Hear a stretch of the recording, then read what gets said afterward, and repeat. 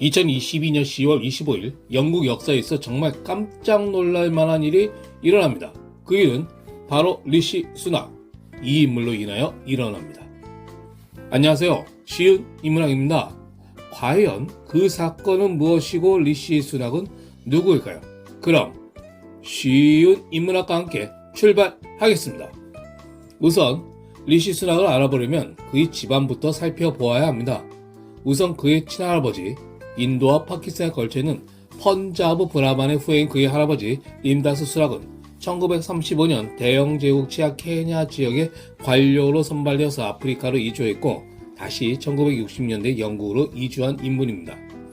그의 외할아버지도 만만치 않았는데요. 그의 외할아버지도 펀자브 출신으로서 대영 제국 탕가니카에서 세무 공무원으로 일하다 1966년 영국으로 이주, 영국 국세청에서 일을 했으며 대영 제국 훈장을 받을 정도로 인정을 받은 그런 인물이었습니다. 그렇게 대단한 양가에서 태어나 결혼한 리시 수낙의 부모님 또한 아버지는 NHS 소속 의사였고 어머니는 지역 약국을 운영하는 약사였습니다. 이러한 할아버지 부모님의 전폭적인 지원을 통해 리시 수낙의 3남매는 최고의 교육을 받게 됩니다. 리시 수낙은 예비학교인 스트라우드 스쿨을 거쳐 명문제의 명문인 독립기술학교 윈체스터 칼리지에 입학합니다. 윈체스터 칼리지가 어떤 학교냐고요? 여러분은 영화 킹스맨의 그 유명한 대사 Manners makes man을 기억하시나요? 바로 이 대사가 이 학교 교훈입니다. 여튼 1382년에 설립된 이 기숙학교는 학비도 학비이지만 성적만 좋다고 들어갈 수 있는 학교가 아닙니다. 바로 이런 학교에서 그는 학생회장을 역임하였고 여름방학에는 커리식당에서 웨이터로 일을 했다고 합니다. 이러한 부모의 지원과 본인의 노력으로 옥스퍼드 대학교에 진학하였고 2001년 PPE 철학 정치 경제학 전공에서 수석으로 졸업합니다. 대학 시절 그는 보수주의 운동본부에서 인턴십을 하였으며 풀브라이트 장학금을 받으며 미국 스탠퍼드 대학교 MBA로 가게 됩니다. 스탠포드 MBA 시절 그는 인포시스의 인도 억만장자 나라야나 무르트의 딸과 만나게 됩니다. 이런 화려한 학창 시절을 배경으로 2001년부터 2004년까지 골드만삭스 헤지펀드 운영사인 어린이 투자 펀드 매니지먼트 파트너 즉 고위 임원의 자리에까지 올라갑니다. 그리고 2009년 11월에는 전 동료들이 설립한 캘리포니아에 있는 새로운 헤지펀드 회사인 데렌 파트너스에 합류합니다. 이후 2013년부터 2015년까지 그의 장인인 인포시스의 인도 억만장자 나라야나 무르티가 소유한 투자회사 카타마란 벤처스의 이사로 근무하기도 했습니다. 이렇게 승승장구하던 그는 2014년 10월 욕설 리치먼드 지역구의 보수당 후보로 나섭니다. 이 지역구는 100년 이상 보수당이 당선되는 지역이었으며 이 지역구는 당대표, 외무장관, 수석장관을 지난 윌리엄 헤이그의 지역구였습니다. 당연히 그는 무난하게 당선되며 본격적으로 정치에 발을 내딛게 됩니다. 그는 중도우파 싱크탱크인 폴리시 익스체인지의 흑인 및 소수인종 BME 연구단 단장을 맡았으며 영국 내 BME 커뮤니티에 대한 보고서를 공동 집필하며 2016년 6월 EU 회원국 국민투표에서 본격적으로 그는 보수 세력의 관심을 받기 시작합니다. 그는 브렉시트를 지지했으며 대처주의 싱크탱크인 Center for Policy Studies에서 브렉시트 이후 자유항만 설립을 지원하는 보고서를 집필하고 이듬해에는 중소기업 소매 채권 시장 창출을 주창하는 보고서를 발표하며 보수 정책가로서 이미지를 굳혀나갑니다. 2017년 총선에서 다시 당선된 그는 2018년 1월부터 2019년 7월까지 주택공공자치부 차관을 역임하면서 행정 경험을 쌓아갑니다. 그러면서 그는 브렉시트의 강경파로서의 이미지도 구현해 나갑니다.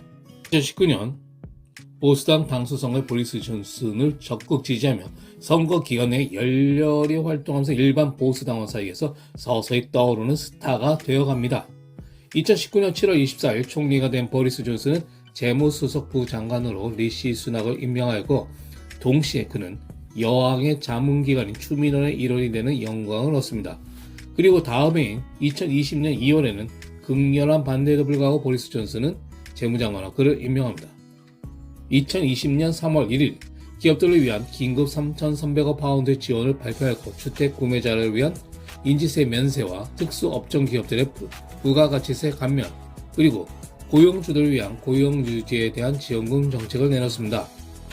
이때 그가 사용한 단어인 펄로는 영국 군인들의 평화시 휴가를 의미하는 단어로서 당시 상당히 예스러운 표현이라 화제를 일으킵니다. 또한 이 정책을 통하여 코로나로 인한 강제 휴가 직원들에게 지불할 고용 비용의 80% 한도 내에서 매월 총 2,500파운드까지 정부에서 보조해 줌으로써 일자리를 유지되었으며, 이 정책은 코로나 시기 불안한 영국인들에게 큰 호응을 얻게 됩니다. 그러자 처음에는 3개월 시험적 운영 예정이었지만 연장 또 연장을 거쳐서 2021년 9월까지 이 일자리 유지 정책은 이어집니다. 그러면서 이 정책과 더불어 보여진 차분하고 솔직한 그의 모습은 뛰어난 소통 능력과 실용적인 사고방식을 가지며 행정가로서 업무 능력과 정책의 세부적인 측면들을 포착하는 능력이 뛰어난 차기 총리로서 영국 국민들에게 적극 각인되기 시작하며 대중적 인기가 급상승하였습니다. 당시 그는 공식적으로는 자기 자신은 총리가 될 마음이 없다고 주장했지만 아침에 자신의 관저로 보수당 의원들을 7명에서 10명씩 정기적으로 초청해 식사를 같이 하는 등의 행보를 시작하였습니다. 그러던 2020년 7월 8일 리시 수낙은 보수당 대표로 출마합니다. 하지만 존슨의 지지층이었던 보수 정치인은 존슨 총리 사임의 가장 큰 원인으로 그를 지목하였고 높은 세금을 부과한 것에 대해서 비난하였습니다. 그러나 리시 수낙은 소셜미디어를 적극 활용하면서 신뢰를 회복하고 경제를 재건하고 나라를 통일하겠다. 나의 가치관은 애국심, 공정성, 노력이다. 그리고 성중립 언어를 단속하겠다고 약속함으로써 보수적 색채를 유감없이 발휘합니다. 그러면서 동시에 자신을 반대하는 의원들을 설득하기 시작합니다. 이윽고 2022년 10월 22일 오후 리시 수낙을 공개적으로 지지한 의원수가 100명을 넘어섰고 이에 다른 후보들이 경선에서 사퇴합니다. 그러므로서 2022년 10월 25일 영국 역사에 천지개벽 같은 가장 젊은 42세의 백인도 아닌 유색인, 그것도 영국의 오랜 식민지였던 인도 파키스탄계 총리가 탄생됩니다. 현재 영국의 분위기는 보수당은 마음에 안 들어. 하지만 경제통일 리시 수낙에게 마지막 기대를 걸어볼게 라는 분위기입니다. 과연 지금까지 마음먹은 대로 모든 것을 잃은 탄탄대로만 걸어온 리시 수낙은 앞으로 어떤 행보를 펼쳐 나갈까요? 지금까지 쉬운 인문학과 함께한 영국 총리 리시 수낙의 이야기였습니다.